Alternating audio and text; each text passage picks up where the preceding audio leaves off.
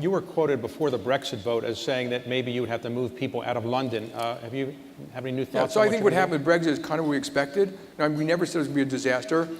Brexit is a vote for the unknown that we thought would reduce the GDP of the UK. It's going to.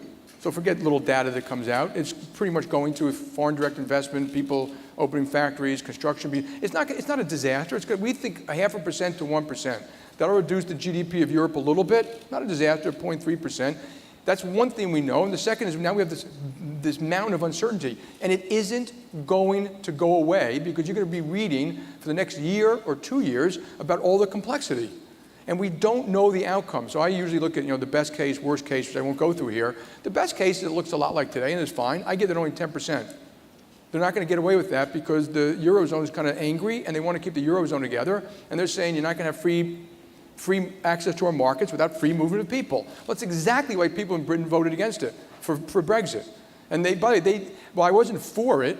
There was logic for it. Their logic was, why tether yourself to sclerotic Europe?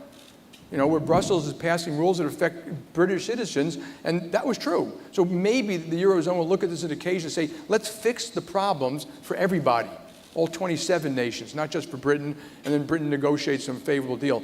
What worries me the most about Brexit is that it caused the Eurozone itself to unravel.